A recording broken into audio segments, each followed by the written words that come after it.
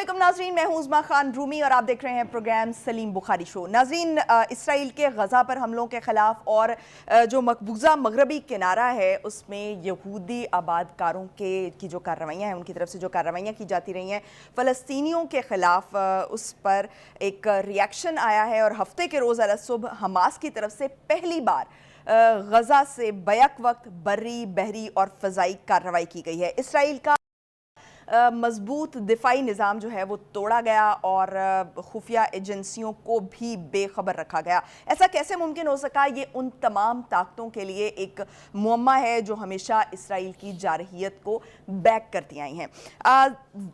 इस वक्त जो हमास की जो कार्रवाई की गई उसमें अब तक एक इसराइली अखबार की रिपोर्ट के मुताबिक 1000 से ज़ायद इसराइली जो हैं वो हलाक हो चुके हैं और इस कार्रवाई के बाद इसराइली वज़ीर-ए-आज़म ने बाकायदा जंग का ऐलान कर दिया है। इसराइली फोर्सेस की तरफ से हमेशा हम देखते रहे हैं कि फ़लस्तीनी आबादकारियों को निशाना बनाया जाता रहा है, लेकिन हमास की तरफ से इन कार्रवाइयों के नतीजे में पुलिस और फौजी एहलकारों को इस वक्त टारगेट किया जा रहा है। माजी में बहुत सी इस मामले पर जंगें भी हुई, रेजोल्यूशंस भी पास हुई, मगर किसी पर ना तो अमल दरामद हुआ, ना ही ये मामला जो है वो किसी सेटलमेंट की तरफ बढ़ा। नाज़रीन, आज जो फ़लस्तीन और इसराइल की जो मौजूदा सूरत हाल है उसका तारीख़ के तनाज़ुर में हम इसका इहाता करने की कोशिश करेंगे। दूसरी तरफ प्रैक्टिस एंड प्रोसीजर बिल जो एक्ट है उसकी समाअत हुई, जो कि एक मरतबा फिर बराह रास्त नशर की गई और बड़ा जानदार किस्म का मुकालमा और रिमार्क्स भी सामने आए। इस पर आज गुफ्तगू करेंगे। अस्सलाम वालेकुम बुखारी साहब। वालेकुम अस्सलाम उज़मा, कैसी हैं आप? मैं ठीक ठाक हूँ, आप कैसे हैं बुखारी साहब? मैं भी बिल्कुल ठीक हूँ। दिल जो है वो बहुत सी मुतसाद कैफियतों से दो चार है। इसमें जज्बा हुब्बुल वतनी भी है, इसमें फ़लस्तीनियों की काज के साथ हमदर्दी भी है, इसमें मुस्लिम उम्मा जिसको हम कहते हैं, पता नहीं कहाँ होती पाई कहाँ जाती है वो, उसका जो सर्द रिस्पॉन्स है उसके ऊपर दिल दुखी भी है बहुत। तो अजीब व गरीब किस्म की कैफियत से मैं दो चार हूँ। मैं कोशिश करूँगा कि आप फिर काबू पाते हुए सही सूरत हाल जो है वो अपने नाज़रीन तक हम पहुँचा पाएँ। तो दो चीज़ें जो हैं वो तय हो गई हैं जो पिछले 3 रोज़ में हुआ है, वो ये कि अमन और शांति का अब कोई ना इम्कान है, ना इसका कोई चांस है, ना इसके ऊपर इजराइल और उसके हमायती जो हैं वो बिलीव करते हैं, क्योंकि फ़लस्तीनियों ने हमेशा जो है अमन के लिए रास्ता निकाला है, कोशिश की है उस पर चलने की, लेकिन इसराइल ने हमेशा वो रास्ता रोका है। ये वो हक़ाइक़ हैं जिसके लिए किसी सबूत की ज़रूरत नहीं है। दूसरी बात यह है कि हमेशा इसराइल जो है और उसकी जो फ़ौजी हैं वो सिविलियन आबादियों के ऊपर हमलावर होते हैं, जबकि उसके बरक्स हमास ने या हिजबुल्लाह ने जब भी कभी कोई कार्रवाई की है उनकी फ़ौजी चौकियों, उनके फ़ौजियों और उनकी पुलिस के ख़िलाफ़ होती है। ये वो हक़ाइक़ है। और हमास हमेशा रिएक्शन शो करता रहा है, लेकिन इस दफ़ा पहली दफ़ा जी, मैं उसकी वजह बयान करने की कोशिश करते हैं हम। देखिए, गुजारिश ये है कि फ़लस्तीन का मसला नया नहीं है, 75 साल पुराना है। इसकी अगर हम तारीख़ दोहराने निकलें कि ये कैसे यहाँ तशरीफ़ लाए थे, ये यहूदियों को तो खैर हम किसी हद तक लफ्ज़ भी बर्दाश्त कर लेते हैं, यहूदियों को भी बर्दाश्त किया जा सकता है, लेकिन सहवूनियों को बर्दाश्त नहीं किया जा सकता, ना ही सहवूनियत को बर्दाश्त किया जा सकता है, which is the worst form of terrorism. देखिए, बुनियादी तौर पर यूनाइटेड नेशन की तरफ से जो फैसले हुए थे जब ये मामला वहाँ गया था, फिर उसके बाद जो अमेरिका की कोशिशों से कैंप डेविड हुआ था, ये 2 वक्त हैं जब फ़लस्तीन की कॉज को एड्रेस किया गया और उसके लिए सलूशन ढूंढने की कोशिश की गई। तो बुनियादी तौर पर 1967 की बात नहीं, 1967 में तो लड़ाई हुई है ना, इससे भी पीछे चलते हैं हम, 1948 से शुरू करते हैं जब से इशू हुआ। तो 2 चीज़ें तय हो गई थी। एक तो ये कि फ़लस्तीनियों का हक़ है अपनी रियासत कायम करना। फिर उसके बाद 1967 जिसका आपने तज़किरा किया, जिसमें इसराइल ने बावजूद मुसलमानों की बुज़दिली कह लीजिए, आप इसको बेअमली कह लीजिए, बेहिसी कह लीजिए, फ़लस्तीन के एक बड़े इलाके पर कब्ज़ा कर लिया, जिसमें जेरूशलम भी था, जिसमें वेस्ट बैंक भी था, जिसमें गज़ा का भी हिस्सा था। और फिर उसके बाद उन्होंने अपनी रवायत के ऐन मुताबिक वहाँ बस्तियाँ आबाद करके जो सेटलमेंट्स वहाँ पर बनाई, उनके ज़रिए उन्होंने उसके ऊपर अपना हक़ जताना शुरू कर दिया कि ये तो हमारी सरज़मीन है।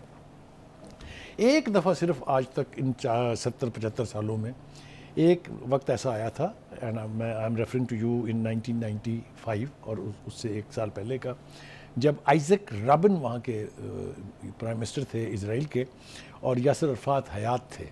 उन दोनों के बीच बहुत कुर्बत हो गई थी जहाँ तक फ़लस्तीन के सलूशन का मामला है, क्योंकि वो दोनों जो हैं वो 2 रियासती निज़ाम कायम करने पर मुत्तफ़िक हो गए थे।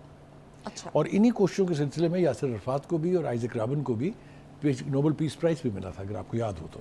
لیکن یہ صہیونیت چونکہ برداشت نہیں کر سکتی ہے، لہٰذا انہوں نے اپنے ہی پرائم منسٹر کو آئزک رابن کو 1995 میں قتل کر دیا.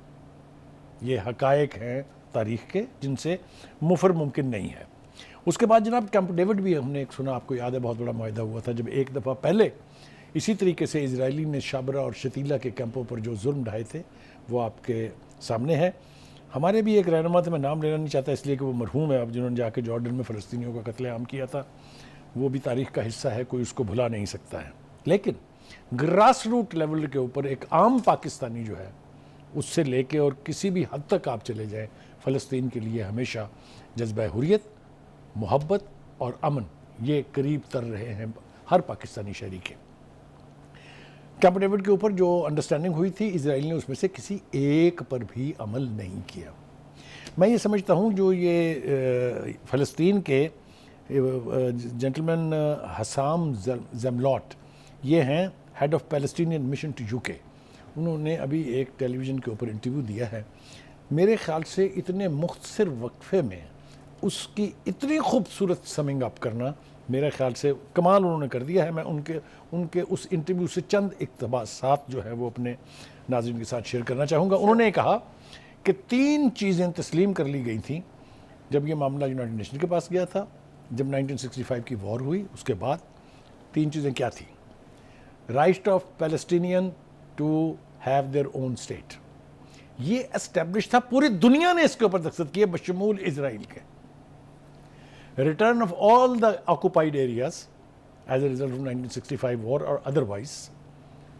Third, that no force will be used against civilians. اس نے بابانگ دہل پوچھا یہ کہ ان میں سے کسی ایک پر عمل کیا اسرائیل نے؟ کدھر گیا عالمی ضمیر؟ کدھر مر گئی مسلم امہ؟ بتائیے مجھے. اتنی بڑی ناانصافی کے بعد اگر فلسطینین اس نتیجے پر پہنچیں کہ ہم اپنا فیصلہ خود کریں گے تو کیا خرابی ہے اس میں؟ اور جو یو این ہے بخاری صاحب، وہ جو اپنے آپ کو ہیومن رائٹس کا بڑا نمائندہ سمجھتا ہے، وہ بھی اس معاملے میں جو ہے وہ دیکھیے یونائٹڈ نیشن کے بارے میں ہمیشہ سے یہ ہے کہ وہ بغل بچہ ہے امریکہ کا. امریکہ کے پریزیڈنٹ کے حکم اور اس کی آنکھ کے اشارے پر وہ چلتا ہے. یہ بے پناہ دفعہ ثابت ہو چکا ہوا ہے، چاہے پاکستان کا جو بریک اپ تھا اس کا معاملہ ہو یونائٹڈ نیشن میں، اور چاہے کچھ بھی ہو. آپ کو یاد ہونا چاہیے وہ 17 دسمبر 1965 کی وہ سپیچ ذوالفقار علی بھٹو کی، جس میں اس نے کہا تھا hell with you, hell with this security council, I don't want to spend a moment longer than is necessary. اور وہ ریزولوشن پھاڑ کے آگے تھا. ٹھیک تھا وہ ایٹیچیوڈ، بالکل ٹھیک تھا. I endorse that. This is how the world community should be addressed when you are talking right. جب آپ کا موقف درست ہو تو پھر آپ کو دنیا کی آنکھوں میں آنکھیں ڈال کے بات کرنی چاہیے. ایک اب آ جائیے جناب، اس وقت ہو کیا رہا ہے؟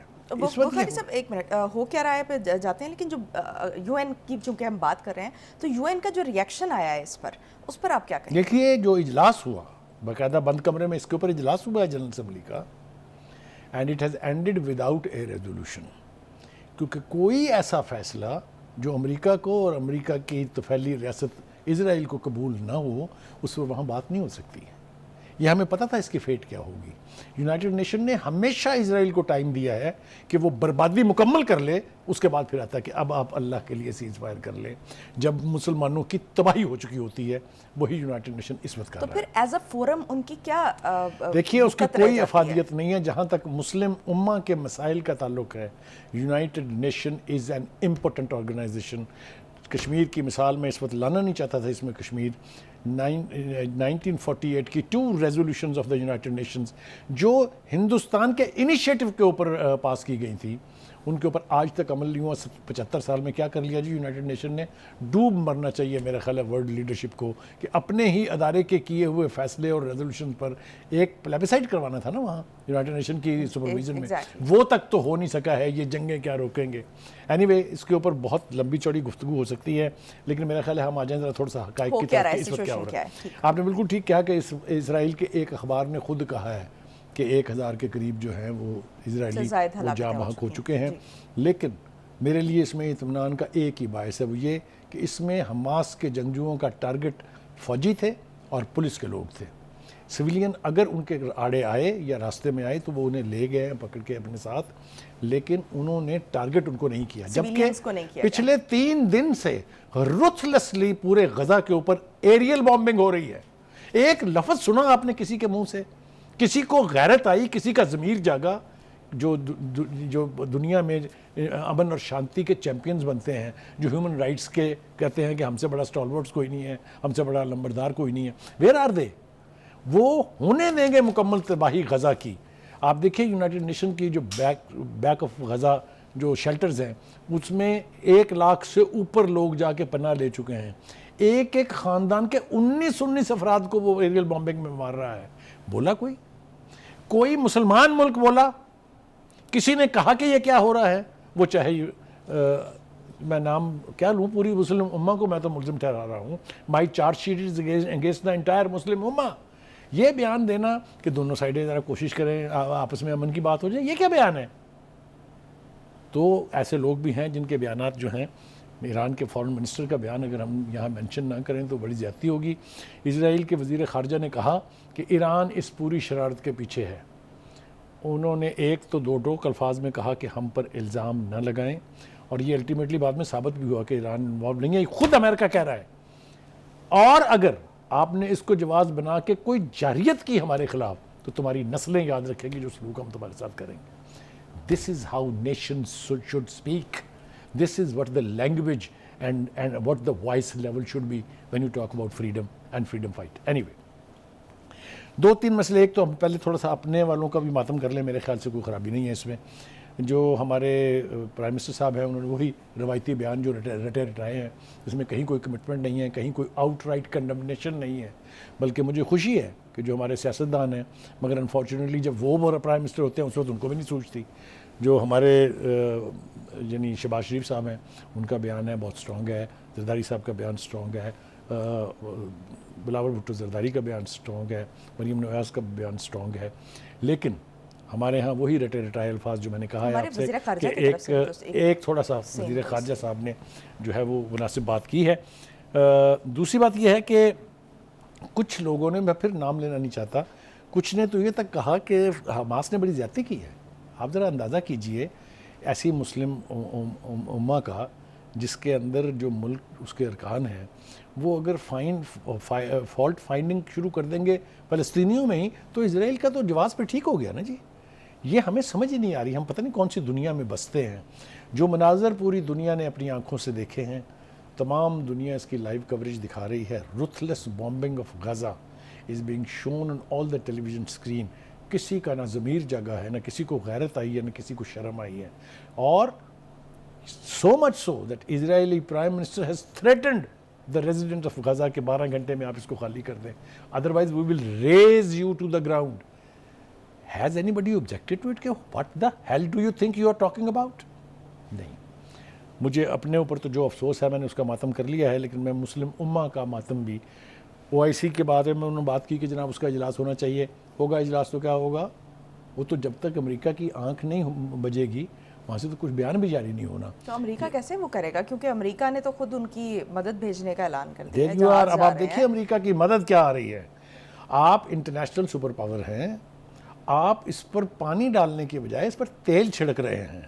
آپ نے اپنا موسٹ سفیسٹیکیٹڈ بحری بیڑا جو ہے وہ بھیج دیا ہے along with 7 other supporting ships, اور آپ وہ جہاز دے رہے ہیں ان کو, F-15, F-16, F-35 اور A-10 لڑاکا طیارے آپ دے رہے ہیں. آپ امن قائم کریں گے؟ آپ تو نیست و نابود کرنا چاہتے ہیں فلسطینین قوم کو. تو فلسطین پہ جب اٹیکس ہوتے رہے ہیں تو تب یہ مدد کیوں نہیں پہنچی؟ کسی کو غیرت نہیں آتی نا. میں نے ایک بات اس میں اطمینان کا باعث یہ ہے کہ روس نے یہ کہا ہے کہ فلسطین اسرائیل تنازع میں تیسرے فریق کے داخلے کا خطرہ ہے. یہ رشیا کہہ رہا ہے وچ مینس کہ جو یہ سپورٹ آپ بھیج رہے ہیں this is interference in that, it's a sort of a warning.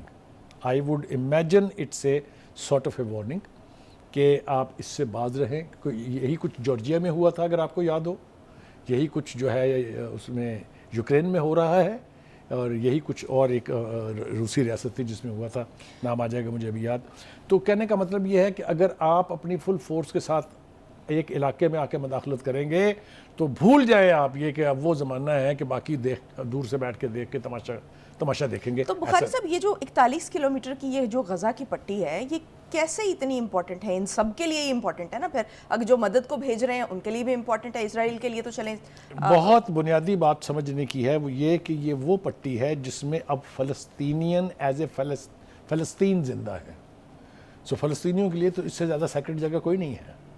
اور اسرائیل کا پرابلم یہ ہے کہ he wants to eliminate the Palestinian from the entire land, جو کہ ان کے باپ دادا کی نہیں تھی.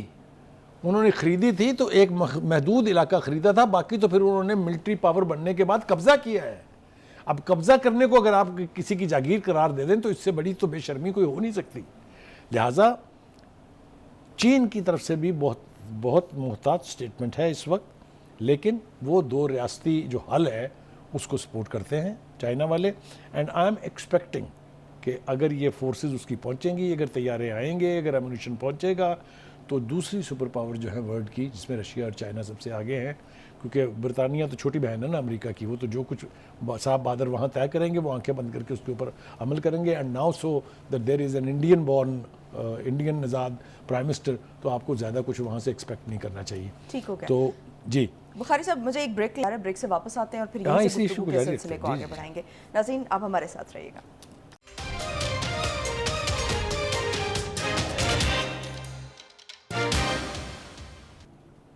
بریک کے بعد خوش آمدید ناظرین. اسرائیل اور فلسطین کے معاملے پر جب بھی کسی سیٹلمنٹ کی کوئی راہ دکھائی گئی یا ایک سولوشن کی طرف بڑھے گئے تو ایک ہی سیٹلمنٹ ہوتی نظر آئی، وہ تھی 2 اسٹیٹ سولوشن، یعنی 2 ریاستی حل. بخاری صاحب یہ سب سے پہلے تو یہ ذرا کلیئر کریں کہ یہ جو 2 ریاستی حل ہے اس میں کیا 1967 کی جو پوزیشنز ہیں وہ اس پر اسرائیل اور فلسطین جو ہے وہ آ جائیں گے، یہ سیٹلمنٹ ہے؟ دیکھیے جہاں کہیں بھی مذاکرات ہوئے، چاہے وہ یونائٹڈ نیشن ہے، چاہے وہ کیمپ ڈیوڈ ہے، چاہے وہ یعنی مسلم امہ اور دوسری قوتوں کے درمیان ڈائلاگ ہے، ایک چیز یونانیمس ہے، وہ یہ ہے کہ فلسطین کی ریاست قائم ہونی ہے اور اس علاقے میں 2 ریاستوں کا قیام ہوگا.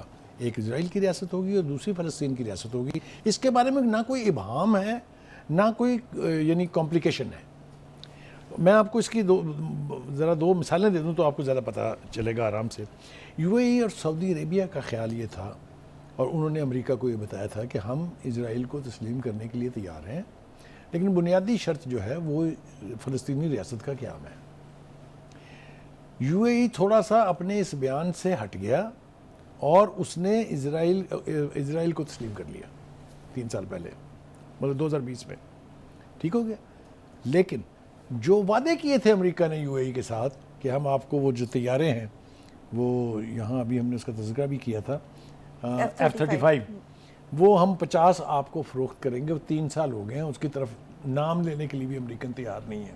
یعنی اس سے فلسطین کو اسرائیل کو تسلیم بھی کروا لیا ہے اور اپنا وعدہ بھی پورا نہیں کیا. اور اسرائیل نے وہ جو وعدہ تھا کہ ریاست قائم ہوگی وہاں فلسطین کی، اس کا بھی کوئی پاس نہیں رکھا. سعودی عرب کی بھی یہی شرط ہے، لیکن سعودی عرب کو میرے خیال سے اب نئے سرے سے غور و غوص کرنا ہوگا کہ جب ایک اسٹیٹ کو وہ بٹرے کر چکے ہیں، جو وعدہ کیا تھا پورا نہیں کیا ہے، تو کیا ان کے ساتھ یہ وعدہ پورا ہوگا؟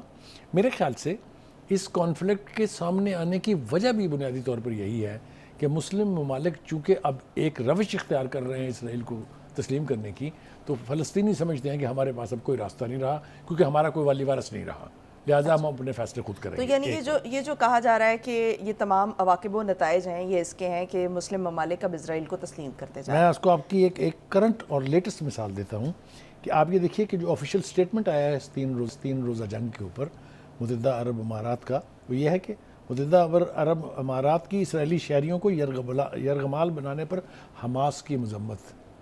One sided statement totally. کیا کہا انہوں نے کہ جو بمباری ہو رہی ہے غزہ کے اوپر دن رات، جو ہزاروں کی تعداد میں گھر تباہ ہو رہے ہیں، بے گھر ہو رہے ہیں لوگ، لاکھوں کی تعداد میں، کوئی ہے لفظ اس کے اوپر؟ یہ ہے وہ منافقت جس کا میں بار بار ذکر کرنا چاہتا تھا. تو ان کے ساتھ تو نہ معاہدہ پورا ہوا نہ وعدہ پورا ہوا، اور دوسری طرف وہ فلسطینی اسٹیٹ بنانے والا بھی معاملہ نہیں ہوا، تو پھر اس قسم کا بیان. ہاں میں نے بتایا نا آپ سے کہ وہ اب دل سے یا تو فلسطین کی ریاست کے قیام کے مخالف ہیں یا امریکہ کے کہنے کے اوپر ان کی زبان بند ہو گئی یا گنگ ہو گئے ہیں وہ، اور مزید کچھ کہنے کے لیے تیار نہیں. لیکن there are voices of conscience also میں یہاں مثال دینا چاہتا ہوں ترکی کے صدر اردوان کی. آزاد فلسطینی ریاست وقت کی ضرورت ہے. پریزیڈنٹ آف ٹرکی, سنتی جائیں آپ. 1967 کی سرحدی حدود کے مطابق جغرافیائی طور پر آزاد فلسطینی ریاست جس کا دارالحکومت بیت المقدس کے قیام میں اب مزید تاخیر نہیں ہونی چاہیے. کیٹیگورک, وہ لفظوں سے کھیل نہیں رہے ہیں. آگے وہ کہتے ہیں ہمارے خطے کے مسائل کی جڑ فلسطین کا تنازع ہے اور جس کے حل تک امن کا تصور بھی نہیں کیا جا سکتا. بیجنگ نے امریکہ چائنا جو ہے اس نے بھی دونوں فریقوں سے تحمل سے کام لینے اور فوری طور پر جنگ بندی کا مطالبہ کیا ہے. ٹھیک ہو گیا بخاری صاحب, لیکن جو یہ 2 اسٹیٹ سولوشن ہے اس کی طرف آئیں گے کیسے؟ کیونکہ ایک تو یہ کہ غزہ بھی بہت چھوٹا سا رہ گیا, پھر جو ویسٹ بینک ہے اس میں بھی جو اسرائیل ہے اس کی سیٹلمنٹس بہت بڑی تعداد میں ہو چکی ہیں, تو کہ یہ کیسے یہ پاسبل؟ 2 ہی راستے ہیں اس کے. ایک تو یہ کہ مسلم امہ فلسطین کی کاز کے لیے ایک ہو جائے اور فلسطینیوں کی مدد کرے, جو کہ چونکہ بہت ساری جو مسلم امہ کے ممالک ہیں وہاں پر ان پاپولر ریجیمز ہیں, مجھے یہ توقع نہیں ہے کہ وہ سارے ایک پیج پہ آ جائیں گے. ایک بات. دوسری بات یہ ہے کہ جو رویے میں بتا رہا ہوں, جو میں نے آپ کو متحدہ عرب امارات کی مثال دی, طرح دیکھیے سعودی عرب کیا کہہ رہا ہے. سعودی عرب کا غزہ پٹی میں جارحیت اور پرتشدد کارروائیاں فوری روکنے کا مطالبہ, اس سے آگے کچھ نہیں. یعنی اسرائیل کیا کر رہا ہے, کس طرح فلسطینی مارے جا رہے ہیں, بے گھر ہو رہے ہیں, اجڑ رہا ہے غزہ کی پٹی, اس پر کوئی لفظ نہیں ہے. یہ مجھے بتائیے کہ یہ رویے جو ہیں یہ ہمیں کہاں لے جائیں گے؟ اب آگے آ جائیے جناب آپ. تو بخاری صاحب جس مدد کی آپ نے بات کی ہے وہ مدد کس فارم میں ہوگی؟ جس فارم میں امریکہ اسرائیل کی مدد کر رہا ہے؟ ایبسلیوٹلی. وہ جو ہم کشمیر میں کہ ہم سیاسی اور اخلاقی مدد جاری رکھیں گے, کیا جد و جہد آزادی کے لیے اخلاقی اور سیاسی مدد چاہیے ہوتی ہے؟ It has to be material support. اسلحہ دیں ان کو آپ جنگی سامان دیں. کیوں نہیں دیں جی؟ امریکہ کیسے دے رہا ہے, کس لائسنس کے تحت دے رہا ہے؟ برطانیہ کس لائسنس کے تحت دے رہا ہے؟ یہ آپ نے دیکھا جرمنی اور آسٹریلیا کا فلسطین کی امداد معطل کرنے کا. یہ وہ مامے جو بہت بڑے بنتے ہیں انسانی حقوق کے, یہ ان کے رویے ہیں. یا تو یہ ہوتا نا کہ سب کی بند کر دی, اسرائیل کی بھی بند کر دی, ان کی بھی بند کر دی. I could understand. جب فلسطین پہ اٹیکس ہوتے تھے تو اسرائیل کی بند کرتے نا. دوسری بات جناب آگے آ جائیے, اب بات یہاں ختم نہیں ہوتی ہے.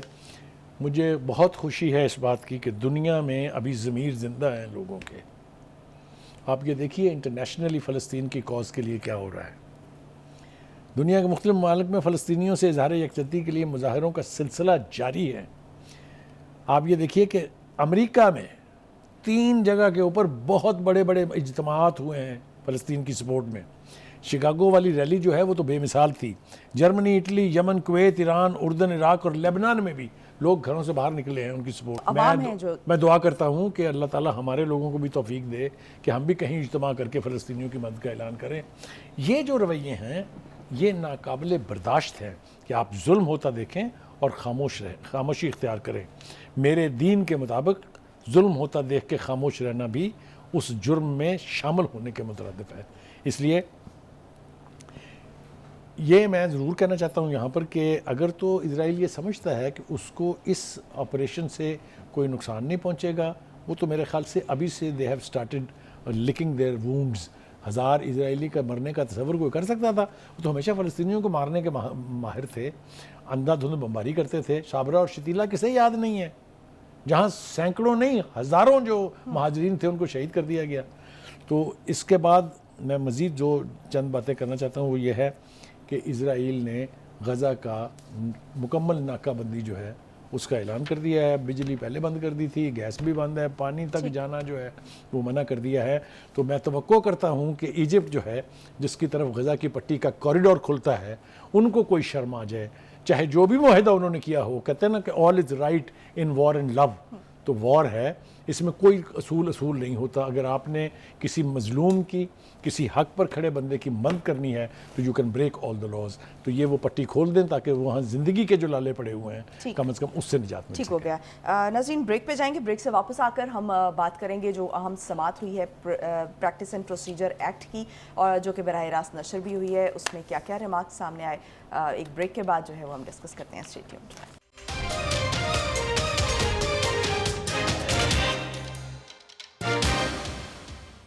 ब्रेक के बाद खुशामदीद। बुखारी साहब, डायरेक्ट क्वेश्चन पे आऊँगी कि जो अभी आज जो चीफ जस्टिस साहब के साथ जो मुकालमा हुआ आबिद ज़ुबैरी साहब का और जो दीगर जज साहिबान थे, उससे मुताल्लिक जो है वो आप क्या कहेंगे कि जो रिमार्क्स सामने आए तो ये किस तरफ को जाता हुआ दिखाई दे रहा है ये केस? देखिए, वक्त हमारे पास बहुत कम है, वरना इसके ऊपर बड़ी तफसील से बहस करने का हमने इरादा ज़ाहिर किया था, अगर आपको याद हो। चीफ जस्टिस साहब ने जो बातें की हैं वो मेरे ख्याल से जल्दी से अगर हम शेयर कर लें तो लोगों को समझने में आसानी होगी कि आज मूड क्या था कोर्ट का और कोर्ट जा किस तरफ रही है। चीफ जस्टिस साहब कहते हैं कि पार्लियामेंट को कहते हैं कि नंबर गेम पूरी हो लेकिन फ़र्द वाहद आइनी तरमीम करे तो वो ठीक है।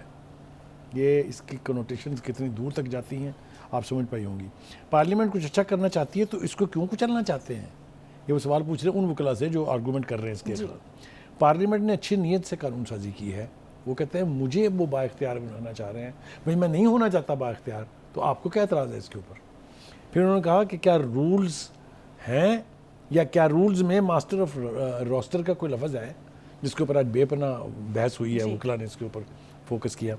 2-3-4 बातें मैं और अर्ज़ करना चाहता हूँ। पहली बात तो ये है कि चीफ जस्टिस ने ये बात बिल्कुल दुरुस्त कही कि सुप्रीम कोर्ट अपनी मर्ज़ी से कानून साजी नहीं कर सकती, लेकिन हाल ही में कोशिशें हुई। क्या पंजाब के हवाले से 63A को के ज़रिए जिस तरह हुकूमत परवेज़ इलाही साहब के सपुर्द की गई थी या PTI को दी गई थी, क्या वो आइन को रीराइट करने के मुताबिक नहीं है? क्योंकि 63A में तो ऐसी कोई प्रोविज़न नहीं है कि आप फ़लाँ का वोट काउंट करेंगे फ़लाँ का नहीं करेंगे। डिस्क्वालिफिकेशन है उनकी, लेकिन वोट काउंट होगा। आपने रीराइट किया उसको, आगे चलिए। चीफ जस्टिस साहब ने एक मौका पर पूछा कि क्या आर्टिकल 184(3) के ज़रिए चीनी की कीमत मुकर्रर करना कानून की रूह के मुताबिक है? क्या ये लिखा है कानून के अंदर कि आप चीनी की कीमत तय करेंगे इस आर्टिकल का सहारा लेके? आगे आ जाइए जनाब। जस्टिस मंजूर अली शाह साहब भी आज बड़ा खुल के बोले हैं। पिछली प्रोसीडिंग में मैंने देखा वो ज़रा थोड़ा माइल्ड थे। उनका जो पार्लियामेंट पाकिस्तान के अवाम का नुमाइंदा फोरम है। बी, पार्लियामेंट में बैठे अवामी नुमाइंदे क्यों और कैसे कानून साजी नहीं कर सकते? यानी वो कह रहे हैं कि कानून साजी करना अनटचेबल राइट है पार्लियामेंट का। जो सबसे ज़्यादा इंपॉर्टेंट बात उन्होंने की वो ये है कि अवाम पार्लियामेंट के ज़रिए किसी भी इदारे को डिक्टेट कर सकती है। ये है democratic spirit of the constitution.